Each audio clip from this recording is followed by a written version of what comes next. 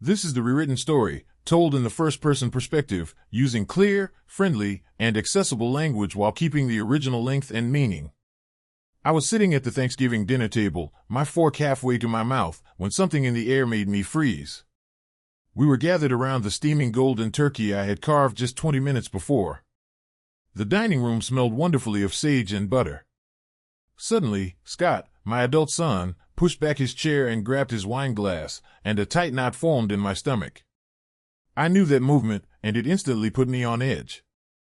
My daughter-in-law, Linda, avoided my gaze, completely fascinated by the pattern on her grandmother's china plate. The silence was heavy.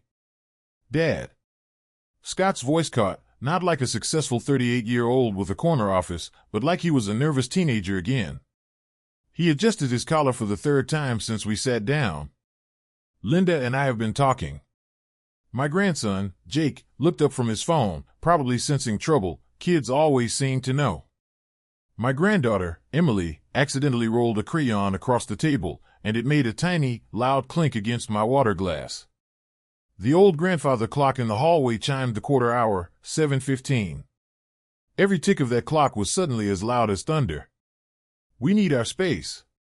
The words were rehearsed, they tumbled out quickly. Scott's knuckles were white as he gripped the wineglass stem. "You can't stay here anymore." The silence that followed was a cold shock, like being doused with ice water. My fork hung in the air, useless, gravy dripping slowly onto my plate. Linda stared intently at her mashed potatoes, as if they held the key to a major scientific discovery. Emily's eyes were huge, darting anxiously between her parents and me. "Space?" I didn't mean for the word to sound so harsh. My hands went to the edge of the dining room table, fingers digging into the wood that my late wife, Mary, and I had picked out 3 decades ago for our very first apartment. "In the house I've been paying for?" Scott set his jaw in that stubborn way Mary used to say he inherited from me. "Dad, you've lived here rent-free for 3 years since Mom died." The sound of my chair scraping against the hardwood was deafening as I stood up. My cloth napkin drifted to the floor. 3 years, I repeated, the word tasting like ash. 3 years of covering the mortgage payments, the utility bills, and that new water heater last spring when theirs flooded the basement. My wallet, heavy with receipts I meant to file, was a weight in my back pocket. "Rent-free?" My voice rose despite my best efforts to keep it steady. "I've paid $12,000 a year toward this mortgage, every single month, like clockwork." I pulled out the crumpled receipts and bank statements from Ashwood Credit Union, each one clearly showing the automatic transfer on the first of the month. Linda finally spoke, her smooth, trained teacher's voice cutting through. "Stanley, this is about more than money. It's about healthy boundaries." She insisted, "The children need to see their parents treating family with respect." Heat rushed up my neck. Jake put his phone down, his 12-year-old face a map of confusion and worry. Emily clutched her drawing of a handprint turkey. Scott waved his hand dismissively, knocking some of my papers onto the floor where they fluttered like dead leaves. This emotional manipulation is exactly why we need distance. "You can't guilt us." "Guilt?" The word exploded from me. "I worked double shifts at Morrison's garage to pay for your college. 16-hour days, 6 days a week. Your mother ate dinner alone countless nights just so you wouldn't have student loans." "Nobody asked you to do that," Scott shot back, his corporate lingo kicking in. "You made those choices. We're setting boundaries now for our family's well-being." My hands were shaking as I gathered the scattered bank statements, some torn, one with Scott's shoe print on it. $12,000 a year. 3 years. $36,000, simply dismissed with a wave of his manicured hand. The dining room walls seemed to press in on me. Linda quickly sent the children upstairs. "Jake, take your sister upstairs," she commanded. I heard Emily's high, worried voice asking Jake why everyone was mad, and his muffled reply before the doors closed. "You've changed, son," I said, the words heavy with defeat. "Mary would have been heartbroken to see what you've become. Don't bring Mom into this." Scott's face flushed red, and a vein stood out on his temple, just like when he threw toddler tantrums. This is exactly the kind of toxic behavior we're talking about. I truly looked at my son. When had he started using words like toxic and boundaries? When did the boy who waited for me by the window become this stranger in an expensive shirt? The painful truth hit me. I hadn't been paying attention. I was too busy grieving Mary, too busy helping with the kids, too busy believing that family meant something more than simple convenience. Fine, I said, the word dropping like a stone. I'll go. They hadn't expected that. Scott's eyebrows shot up. His look of satisfaction was quickly replaced by surprise. Linda's mouth opened and closed soundlessly. They had been ready for a fight, for tears, for an apology, but not for this immediate agreement. My hand found the brass dining room doorknob, cool and smooth from decades of use. I turned back to face them. I pulled my worn leather checkbook out of my shirt pocket, where it had lived since 1975, along with the 3 months of bank statements I'd grabbed that morning. Since we're discussing finances, I said, spreading the papers across the table, covering Linda's perfect place settings. November's statement shows the mortgage payment, $1,000. Same as October, September, all the way back to December 2021 when I moved in. Scott angrily swept his hand across the table, sending papers flying. A bank statement landed in the cranberry sauce. These manipulative tactics won't work anymore. We've been to counseling. We know what you're doing. Counseling. The word tasted bitter. Did your counselor know about 1996, I wondered, when you needed braces and Mary needed surgery the same month?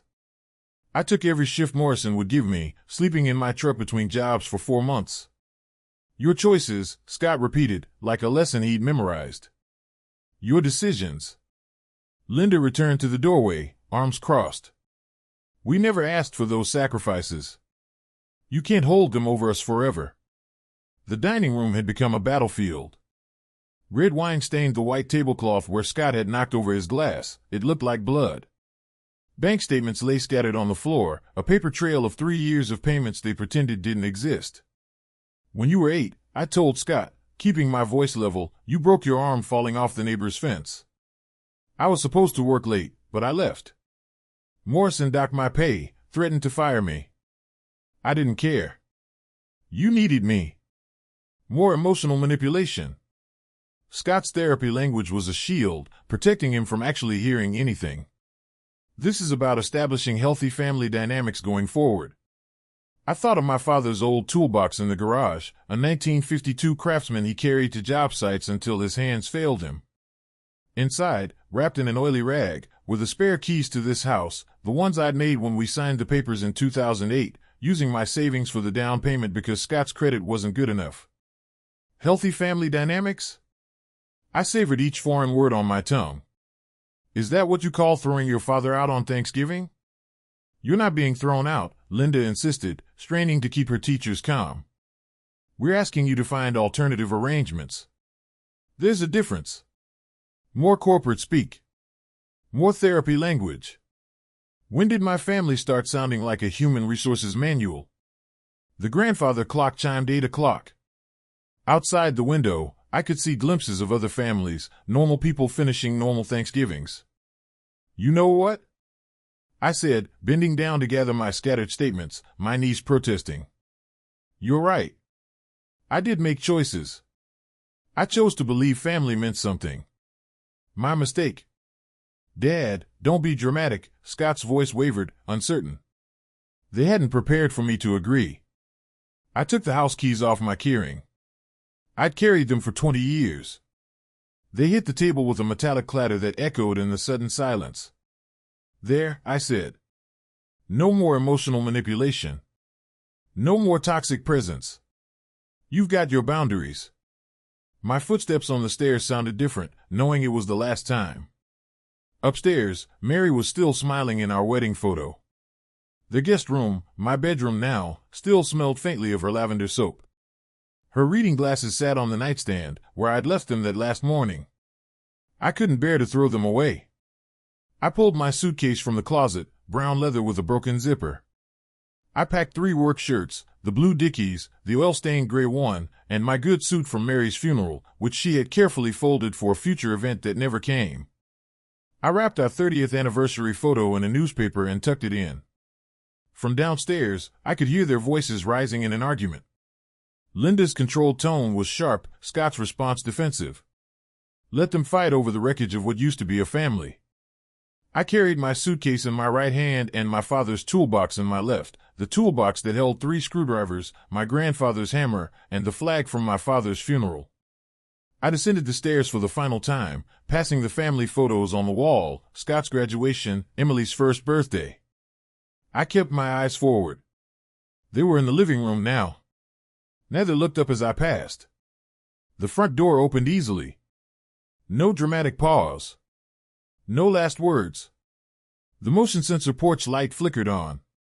It had started raining while we were destroying 30 years of family over turkey and stuffing. By the time I reached the sidewalk, the steady sheets of rain had soaked through my jacket. My neighbor, Jim Wilson, was wrestling a turkey carcass into his garbage can. He stopped when he saw me, suitcase and toolbox in hand, rain plastering my hair to my skull. "Stan, everything okay?" he asked. "Just heading out, Jim," I replied, my voice steady despite the cold water running down my neck. "And this?" he asked, gesturing at the downpour. "Come inside. Let me give you a ride somewhere." "Need to walk?" "Clear my head." Jim's face showed he understood. He'd gone through his own divorce and knew the look of a man leaving everything behind. "You take care, Stan." Oak Street stretched ahead, empty and wet. Puddles were already forming in the potholes the city never fixed. Through apartment windows, I saw other families, normal people living normal lives. My phone buzzed. Scott's name lit up the screen. Then again. I watched it ring, raindrops distorting his contact photo, a picture from Emily's birthday last year, both of us smiling over chocolate cake. I let it ring. I silently packed my things and left that night. But the next morning, he showed up at my door, shouting so loudly that it seemed like this was just the beginning. If you're a new viewer, before we continue, please subscribe to the channel and write in the comments what time it is where you are now. The incessant buzzing of my phone stopped, only to start again. Looking out through the rain-streaked window, I saw Riverside Park. The playground equipment was empty, glistening with water. There, beneath the massive old oak tree, was the bench, the one where Mary had cried and laughed, saying yes as I nervously fumbled with the ring box back in 1971. I sat down, ignoring the puddle that instantly soaked my trousers. My suitcase stood next to me like a loyal, silent dog. I took Mary's photograph from my wallet, which was protected by years of worn leather. The rain couldn't touch this last piece of her, sheltered by my hunched body. "He threw me out, Mary," I whispered, the words swallowed by the downpour and the wind. "Our son. The boy we worked ourselves to the bone to raise right." No answer came, just the drumming of rain on the leaves and the distant, constant rush of traffic on the highway. My phone buzzed again. Now, there were 3 missed calls and 2 unread text messages.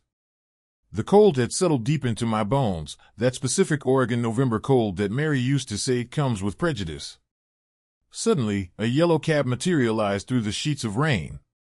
The words Ashwood Cab Company were painted on the door, slightly faded. The driver, a heavy-set man with tired eyes, barely glanced at my soaked clothes and luggage. "Where to?" he asked. "Driftwood Motel," I replied. He nodded, as if men with suitcases in the rain were a common, Thursday evening fare. The heater blasted air that smelled of pine air freshener and decades of cigarette smoke. Through the foggy windows, my old life rolled by. There was Morrison's garage, where I'd spent 30 years, now transformed into a brightly lit yoga studio. There was the elementary school where Scott had played Joseph in the Christmas pageant. And there was the Catholic church where we held Mary's service. With every passing mile, something inside my chest solidified, becoming as hard and cold as winter ground. The cab's meter ticked steadily, the numbers climbing like years, like sacrifices, like payments made to an account that had just been closed without warning. The Driftwood Motel's neon sign flickered, promising vacancy before plunging back into darkness. My wet hand pushed against the glass door, and the fluorescent lights in the lobby hit me like a harsh slap. The air smelled of burnt coffee and cheap disinfectant, the signature scent of every forgotten place in America. Behind bulletproof glass, a night clerk in a yellowed shirt looked up from his crossword puzzle. His name tag, in faded letters, read Carl. The registration form shook in my grip. Water dripping from my coat blurred the ink as I wrote, Stanley Rogers, age 67. Vehicle, none. I left the line for emergency contact blank. Carl didn't care. He had seen enough men with suitcases at this hour to know better than to ask questions. $47 a night, his voice came muffled through the speaker holes. $280 if you take the weekly rate. The ancient credit card machine groaned as it processed my transaction. The key for room 23 was attached to a plastic, diamond-shaped keychain the size of a paperweight, designed to prevent theft by being too awkward to pocket. Carl pointed down a hallway where half the overhead lights were dark. Room 23 smelled strongly of cigarette smoke that no amount of freshener could hide. A faded orange bedspread from the 1970s covered a bed that sagged noticeably in the middle. The ceiling bore a large water stain shaped remarkably like the state of Texas. I hung my 3 work shirts in the closet with the same precision I'd used for 40 years, blue Dickies on the left, the oil-stained gray one in the middle, and the good white one on the right. Mary's photo went on the nightstand, angled so I could see her from the bed. The toolbox found its place by the door, exactly where I'd always kept it at home, ready for any emergency. Old habits, it seemed, die harder than marriages. The bedspring shrieked when I sat on the edge. Tomorrow morning, there would be no small feet thundering down the hallway. No Emily asking for pancakes shaped like butterflies. No Jake complaining about getting up for basketball practice. My phone showed 7 missed calls from Scott, 2 from Linda. I turned it face down and pulled out the motel's notepad, which was so thin you could see through the paper. Numbers, I thought, always made more sense than people. I started writing, savings, $47,000, built over 30 years of skipping vacations. Monthly pension, $1,100 from Morrison's and the Union. Social Security, $200. Total monthly income, $1,300. The motel would cost about $120 a month at the weekly rate. Food, maybe $400. Medicine, gas, and miscellaneous expenses, another $400. I realized I could survive for years without touching the main savings.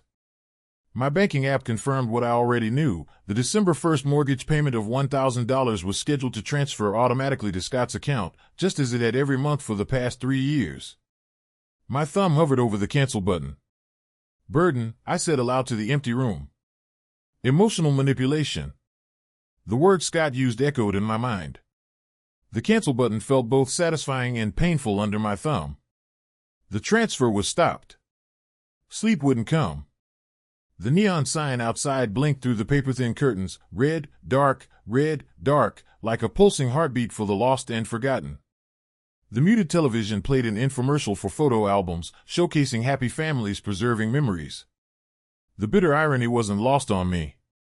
What would you think of your son now, Mary? I asked the photo.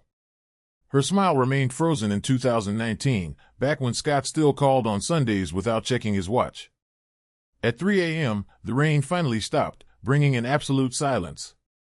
I had drafted and deleted 16 different text messages to Scott, ranging from furious threats to pleading apologies. None of them captured the one thing I wanted to say: how did we get here? By 6 a.m., I had given up on sleep. The decision had solidified around 4 a.m., hard and clear as the winter morning. My thumbs moved across the phone screen with purposeful clarity. The mortgage payment ends December 1st. You're on your own now, just like you wanted. Simple, factual, and devastating in its implication. My thumb hesitated before sending. Mary always said I acted too quickly when angry. But then Scott's words, burden, toxic, emotional manipulation, rang out again. The message sent at 6:47 a.m. exactly. My phone rang immediately. Scott's photo filled the screen, him laughing at Emily's birthday party, frosting on his nose. I counted 15 rings before it went to voicemail. It started ringing again. I left it buzzing on the nightstand and stepped into the shower. The water pressure was barely a drizzle, but the heat drowned out the sound of everything I was walking away from. The pathetic stream of the shower had just stopped when the knocking began. That rhythm, 3 quick, 2 slow, the exact pattern Scott used on my workshop door when he was 7 years old, wanting to help. Water still clogged my ears as I grabbed the thin, scratchy towel. Through the peephole, Scott looked wrong. His usual perfect executive appearance had crumbled overnight. Dark stubble covered his jaw, something I'd never seen on him since he started shaving. His BMW was parked crookedly across two parking spaces, the driver's door hanging open as if he'd been too desperate to close it. I backed away from the door and sat on the bed. I decided to let him knock. "Dad, please." His voice carried through the cheapwood like it was paper. "We need to talk about this rationally." Rationally. Another therapy word. I counted the ceiling tiles instead of answering, 24 across, 18 down. "I know you're in there. Your phone's GPS shows this location." I had forgotten about the family tracking app Linda insisted on. "Dad, listen. The mortgage, it's not just $1,000. It's $2,847 every month." Now we were getting somewhere. I jotted the number down. "My salary after taxes is $5,200. Linda makes $2,800 teaching. Do you know what Jake's orthodontics cost, Emily's piano lessons, the car payments?" His voice cracked on car payments, the BMW, the Lexus, status symbols he couldn't afford without my invisible subsidies. "We can only cover $1,500 of the mortgage ourselves, maybe if we cut everything else. The bank will foreclose after 90 days. You understand what that means? The kids will have to change schools. Leave their friends." Inside my chest, two feelings went to war, the satisfaction at his desperation battled with genuine pain for Jake and Emily. They didn't choose their parents. The pounding intensified. "Dad, open this door." A door 2 rooms down cracked open. "Keep it down," a voice shouted. "Mind your own business." Scott snapped back, the executive mask slipping completely. Heavy footsteps approached on the walkway. Through the blinds, I watched Rick the security guard amble over, a retired cop by the way he walked, who had seen too much by his expression. "Sir, you're disturbing our guests." "This is my father." Scott fumbled for his wallet. "See? Scott Rogers, he's Stanley Rogers. This is family business." Rick didn't even glance at the license. Family business stays off the property if it involves shouting and disrupting paying guests. "Sir, you can leave now, or I can call Ashwood PD. They're usually pretty quick on Friday mornings." Scott's shoulders sagged. He looked older, all 43 years showing in the morning light. "Dad, please. Mom wouldn't want this. Using Mary as ammunition now." I pressed my fingernails into my palms. "Think about Jake and Emily. You're destroying our family." Rick stepped closer. "That's enough. Time to go." Scott backed toward his BMW, still pleading, "This is insane. You're being completely irrational." More corporate buzzwords. Rick followed him all the way to the car, arms crossed, ensuring he actually left. Scott sat in the driver's seat for 10 minutes, staring at room 23, as if sheer willpower could open the door. He started the engine 3 times, pulling forward a few feet before reversing back. Finally, at 11:43 a.m., he drove away. Rick's knock came next, gentle and almost apologetic. "You okay in there, Mr. Rogers?" "Fine," I called through the door. "Sorry about the disturbance." No apology needed. Family troubles. We've all been there. His footsteps moved away, then paused. "Kitchen's open until 2 o'clock if you need breakfast. Decent eggs." Alone again, I checked my phone, 23 missed calls, 47 text messages. One from Linda stood out, "You're destroying your grandson's lives. How can you be so selfish?" I deleted them all unread and plugged the phone into charge. My stomach reminded me I hadn't eaten since yesterday's ruined Thanksgiving. Time to find breakfast and figure out what came next in this war I hadn't started but intended to finish. Coffee steam rose from the paper cup as I walked back from the diner, the afternoon sun finally breaking through the clouds. A Honda Civic sat next to Scott's recent BMW parking spot. It was Linda's car, complete with an Ashwood Elementary Teacher of the Year bumper sticker.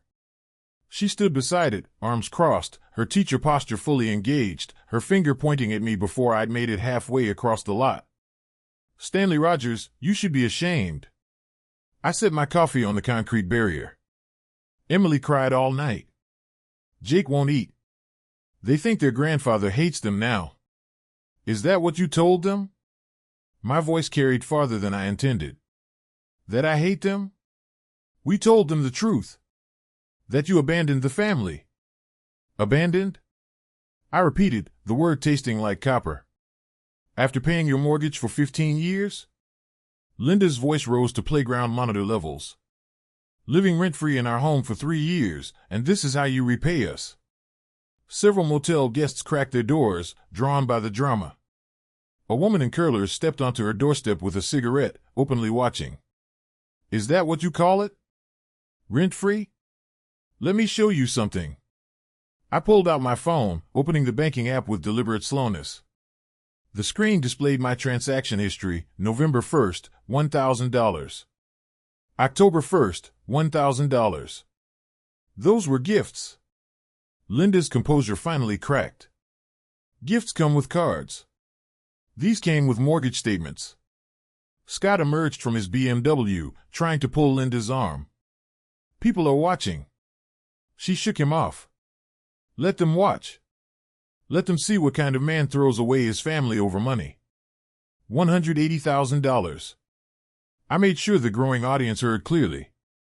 That's what I've gifted you over 15 years, while wearing the same boots for a decade, while skipping medications to save money, while your husband drove a BMW we both know you can't afford. The woman in curlers shook her head, muttering something sympathetic to me. And let's discuss history since we have witnesses. My voice found the same firm, teaching tone I'd used to make Scott admit his mistakes as a child. Scott's college? $45,000 I paid while working 16-hour shifts. Your wedding? $20,000 I borrowed against my 401k. Linda's face had gone pale. Someone's phone flash went off.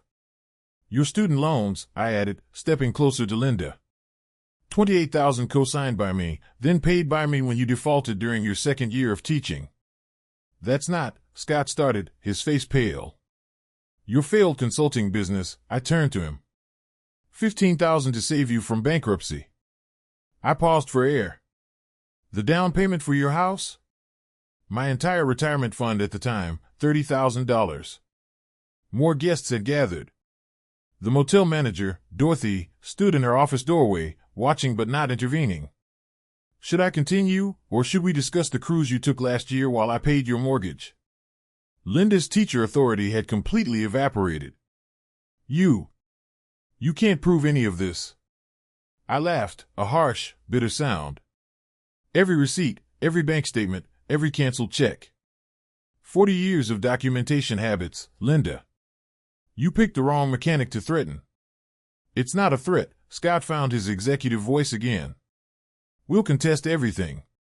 Say you promised it. Elder financial abuse works both ways.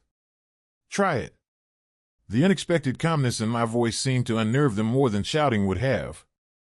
Explain to a judge why a 67-year-old retiree was paying your bills while you drove luxury cars. Rick had returned from lunch and was standing near the office, ready to intervene. Dorothy stepped out, making her presence clear. You'll never see Jake and Emily again, Linda played her final, desperate card. Probably not, I admitted, the admission hurting, but my voice remained steady. But they'll grow up. They'll ask questions, and someday I'll show them these same receipts. Linda grabbed Scott's arm, pulling him toward their cars. This isn't over. No, I agreed. It's just beginning.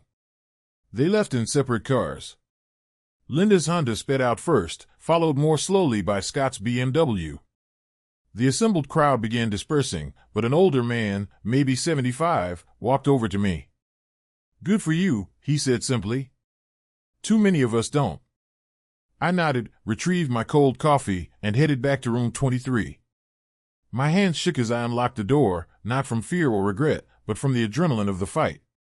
This was war now, officially declared in a motel parking lot in front of a dozen witnesses. Inside, I sat on the bed, picking up Mary's photo. It started, Mary. No going back now. The bell above Rosie's diner chimed as I pushed through the door. It was Saturday morning. Bacon grease and coffee created the comforting, familiar smell of breakfast in a small town. Yesterday, I'd stayed locked in room 23, ignoring 37 calls and wearing the same clothes for the second day. My usual corner booth was taken, so I took a stool at the counter. Evelyn Carter, EV, a waitress who'd been working there for 15 years, did a double take when she saw me, nearly overfilling a neighbor's coffee cup. "Stanley Rogers, you look like something the cat dragged through a hedge backwards," she said, placing a cup of coffee in front of me without asking. "Where have you been? And why do you look like you haven't slept in days?" The whole story tumbled out in a quiet rush: Thanksgiving, the eviction, the years of payments. Evelyn's face transformed into anger. "Scott did what?" Her voice carried across the diner, and 3 farmers at the next table turned to stare. "Keep it down, EV," I mumbled, embarrassed. "Keep it down? I served that boy pancakes every Sunday for 20 years. Remember when he was 16 and complained the syrup wasn't warm enough? Made me microwave it 3 times. She slid into the stool across from me. "That ungrateful little Stanley, you paid for his whole life. I watched you come in here after double shifts, too tired to lift your coffee cup properly." The bell chimed again. Maria Torres entered, carrying a stack of bright yellow flyers. She was professional but approachable in her blazer and jeans, and she moved purposefully toward the bulletin board, pinning up something about senior resources. "I'm sorry to interrupt. I couldn't help overhearing." Maria approached our counter. "I'm Maria Torres from the Ashwood Community Center." Evelyn, still protective, said, "This is a private conversation." "Of course." Maria pulled out a business card. "I run programs for senior advocacy, legal aid, housing assistance, support groups." She paused, then added quietly, "My father went through something similar with my brother. Paid for everything: college, down payment, business ventures that failed. Then when Dad needed help after Mom died, suddenly he was a burden." The word hit me like ice water. "We meet Monday evenings, 6 o'clock, Maria continued. "It's not charity. It's community. People who understand what you're going through." "Stanley, you taught Scott how to use tools to build things," Evelyn urged, her hand covering mine. "These are just different tools. We have a lawyer who volunteers," Maria added casually. "Specializes in elder financial abuse." That changed things. Elder financial abuse. 70% happens within families. Maria's statistics were quick and practiced. Most victims never reported because of shame or fear of losing grandchildren. "Make it public, Stanley," Evelyn leaned forward. "Shame works in small towns. Scott can't pretend to be the successful executive if everyone knows his father pays his bills." "There are ways to protect your remaining money," Maria said, her eyes sharp. "Trusts, foundations, legal structures that prevent family members from accessing funds." She wrote an address on a napkin. "Monday, 6 o'clock. Just come and listen if nothing else." After she left, Evelyn squeezed my hand. "You're going, right?" "Yeah," I said, the decision suddenly solid. "I'm going." "Good. Now, eat something. You look skinny." She stood, readying her apron. "Eggs and toast on the house. And Stanley, Mary would be proud of you for standing up." The community center door handle felt cold under my grip. Voices murmured from inside, the careful talk of strangers sharing space. It was Monday, 6 p.m. I had my new notebook in my pocket with 3 pages of prepared facts and figures. 8 people sat in a circle of mismatched chairs. They ranged in age from 60 to 80, sharing that particular weariness that comes from family betrayal. Maria stood by a table with bad coffee and store-brand cookies. "Stanley, you came. Coffee is terrible but hot." Her smile was genuine. Maria started. "Ground rules. What's shared here stays here. No judgment. Everyone's story matters." George, 70, with slightly shaking hands, went first. "Daughter convinced me to put her on my accounts for emergencies. Woke up one morning, 100,000 gone." Rosa dabbed her eyes. "My son sold my house while I was in the hospital for hip surgery. Forged my signature. I came home to an eviction notice. Frank's story hit hardest. They used the grandkids. Want to see them? Give us money. Want them for holidays? That'll cost extra. 8 years of this. My turn came. I stood to steady my voice. Thanksgiving night, my son and his wife.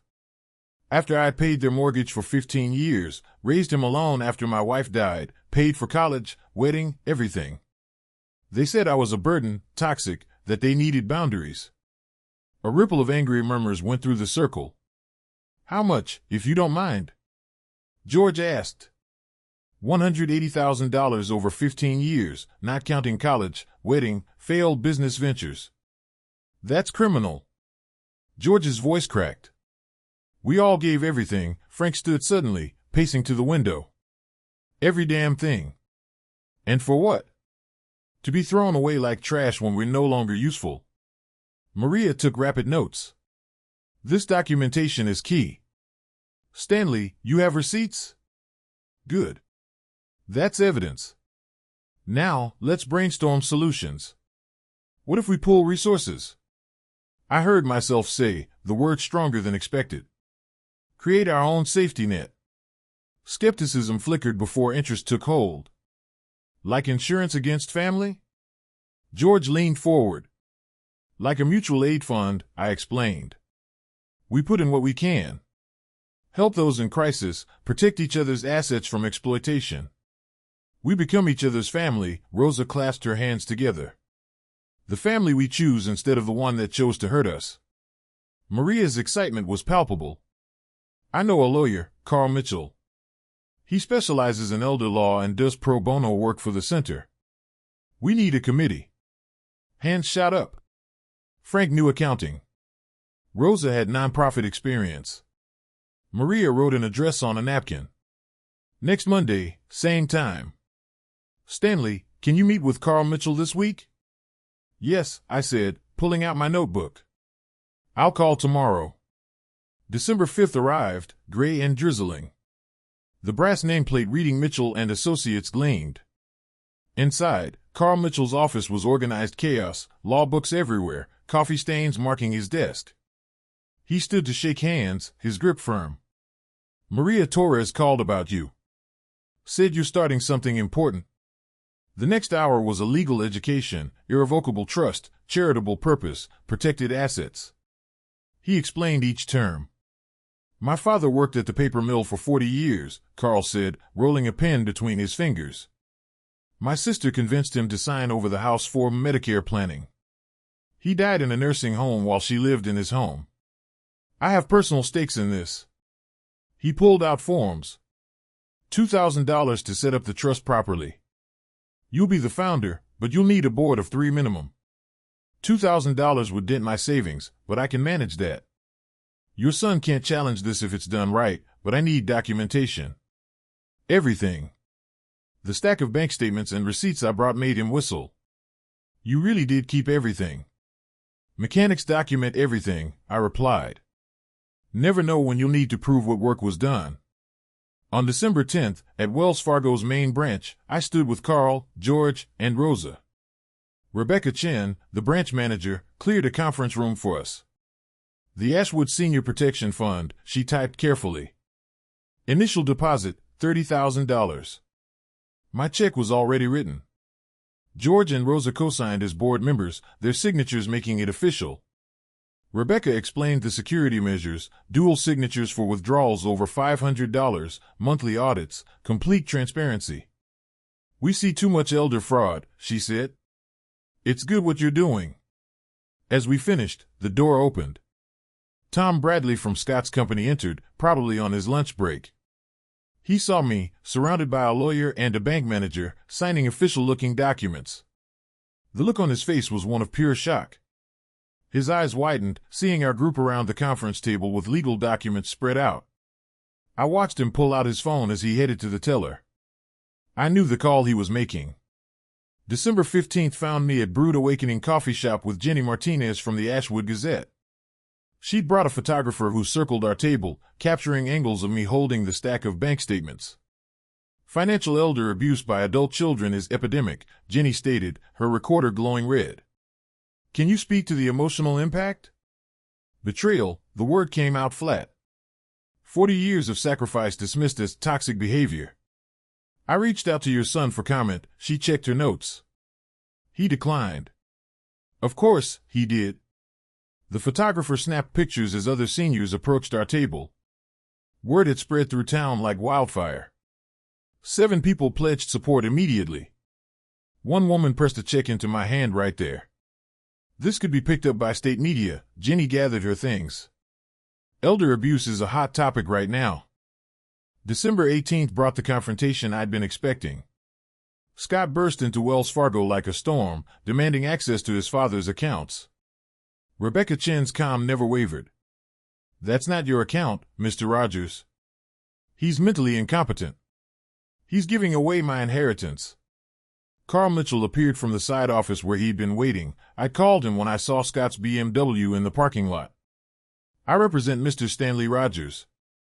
Any concerns about his mental capacity can be addressed through proper legal channels. You manipulated him. Scott pointed at Carl, spittle flying. Actually, we've never met before today. Carl's voice stayed courtroom steady. But I'll add harassment to the charges if you continue. Tom the security guard stepped forward, hand on his radio. Scott's face was painted red with desperation. That money is family money. Your father's receipts indicate it's his money. Carl held up a folder. $180,000 worth of his money, specifically. Scott retreated, shouting about getting his own lawyer, about competency hearings, about elder abuse investigations. The bank customers watched with undisguised interest. December 20th, the community center was standing room only, 23 seniors, plus media, plus uninvited guests. This was our first official distribution. We presented a $1,500 check to prevent Margaret Holloway's foreclosure. Margaret cried as she accepted the check. My daughter hasn't spoken to me in 3 years, but still had me co-sign her business loan. The mayor even appeared, election year magic. His speech about community values rang hollow, but the publicity helped. Camera crews from Channel 7 caught it all. Through the window, I spotted Scott's BMW in the parking lot, watching. Linda sat beside him. As Margaret signed the receipt, my phone buzzed, Linda calling. I let it ring, focusing instead on the crowd, on the hope in faces that had been hopeless. Scott's car pulled away as the news crew interviewed Margaret. How does it feel? Jenny Martinez had appeared beside me. Like the beginning, I looked at the room full of allies. Just the beginning. My fingers adjusted the microphone. The Ashwood Community Center's main auditorium was packed. 3 weeks since the initial news story broke, and the momentum had built like a storm. The new suit I bought felt stiff but appropriate. Mary would have insisted on proper presentation. Behind me, a vinyl banner proclaimed, Ashwood Senior Protection Fund, Dignity Through Unity in bold blue letters. George and Rosa flanked me. Maria Torres's clipboard showed 43 new member applications in just the last hour. I looked at the one empty chair, reserved for Scott. They called me a burden, my voice carried without shouting. Today we become unburdened. Not by abandoning family, but by choosing our own. Applause rippled through the crowd. Since December, we've raised $47,000, I announced. We've prevented 5 foreclosures, covered emergency medical expenses for 3 members, and provided legal consultation for 7 cases of financial elder abuse. My voice cracked slightly as I mentioned Mary. My wife would be proud that we're protecting each other the way families should. The standing ovation came mid-speech, unexpected and overwhelming. Margaret Holloway led it, tears streaming down her face. Mrs. Chen kept her home of 30 years. Frank Morrison received his cancer treatments. The Hendersons won't have to choose between medication and food this month. Mayor Thompson stood, producing an oversized check with perfect political timing. The city of Ashwood is proud to contribute $10,000 to this worthy cause. Money is money, regardless of the motive. Channel 7's reporter, Diane Walsh, intercepted me during the reception. Mr. Rogers, your son's situation has become quite public. Any comments? This isn't about revenge, I said, measured and practiced. It's about respect. Every senior here gave everything for their families. We deserve dignity in return. Behind Diane, a teenager filmed on his phone. My grandpa needs to see this, he called out. The hashtag respect your elders was already trending locally. The attention made me uncomfortable, but if publicity protected one senior, it was worth it. During the reception, my neighbor Jim Wilson pulled me aside. Thought you should know. Scott tried buying lumber at Henderson's yesterday. They turned him away. What? Cashier told him straight, we don't serve people who abandon family. He left without arguing. The implications rippled outward. Tom Chin mentioned the gas station making Scott prepay. The barber shop was permanently booked when Scott called. Small-town justice operates on its own laws, harsh but effective. My phone vibrated during the cake cutting. Linda's name. I stepped outside. Stanley. Her voice was strained, carefully controlled. The kids miss you terribly. Hearing about Jake and Emily twisted something in my chest. I missed them too. Scott, he cried at night. Won't admit he was wrong, but the whole town has turned against us. We might lose the house next month. The mortgage company sent a final notice. That's his choice, Linda. I offered him everything for 40 years. He chose nothing. The line went silent except for her breathing. Can't we find a way past this? Her teacher's voice cracked completely. He knows the way. Acknowledge what he did. Make amends. Stop treating me like an ATM with dementia. I hung up gently but firmly, returning to the warmth and acceptance inside. This was my family now. Chosen, not born, but no less real. Scott stared at his computer screen.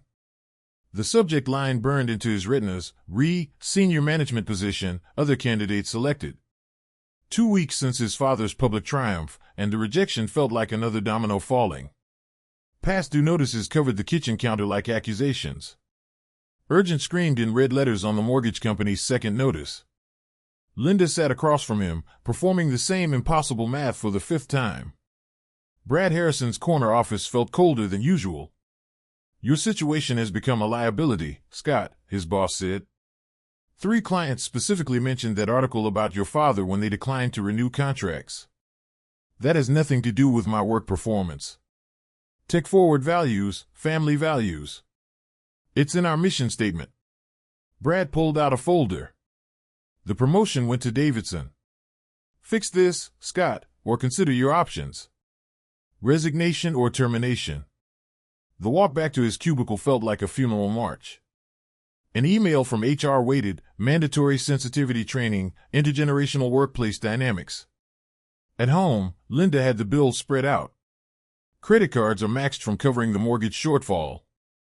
Jake needs braces. I had to cancel Emily's piano lessons. Our savings is down to $1,200. She pushed the calculator away. Your pride cost us everything. Scott's laptop showed 17 job listings in other cities, Seattle, Denver, Austin, places where the Rogers name meant nothing. We could declare bankruptcy, Linda said quietly. Bankruptcy at 38. Their credit destroyed, the house gone, starting over with nothing. Meanwhile, across town in a modest one-bedroom apartment, I stirred soup on an electric burner. The view overlooked Riverside Park, where I proposed to Mary 53 years ago. The furniture was used, sturdy, sufficient. My photo wall displayed the memories, baby Scott, Mary laughing, Jake's first day of school. All before the breaking. My life now had structure and purpose, volunteering at the food bank, the senior center, and Friday fund administration. Peace. At 3:30, my doorbell rang unexpectedly. Jake and Emily stood in the hallway, backpacks swinging. Their faces were a mix of guilt and desperation. Mom thinks we're at the library, Jake confessed immediately. Emily flew into my arms, crying, "Why can't you come home, Grandpa? Why won't Daddy apologize?" I led them inside. Sometimes adults make mistakes that take time to fix. Dad messed up, didn't he? Really bad, Jake said quietly. Your dad forgot some important things. He's reminding them now. I offered them cookies and milk. Dad's been different, Jake admitted. Quiet. He doesn't yell anymore. Mom cried when she thought we were asleep, Emily added. Adults do that sometimes when they're figuring things out. But you know what never changes? How much I love you both. They promised to visit again, rules or no rules. Grandchildren needed grandfathers, even when fathers had failed. The door opened without knocking. Scott stood there, finding exactly what he'd expected. His face showed no anger, exhaustion had burned that away. Defeat lined every feature. I figured they'd be here. His voice carried no accusation. Wait in the car, kids. They hugged me goodbye. Emily whispered, love you, before disappearing. Father and son stood in a silence that stretched like years. Scott's shoulders slumped. He looked older, smaller. How did we get here? The question came out broken. You know exactly how. Scott's hand gripped the doorframe. He stopped, swallowed, and tried again. We need to talk. Really talk. Not about money or houses or pride. About us. About Mom. About everything I broke. I steadied his face, finding something that had been missing since Thanksgiving, genuine recognition of misconduct.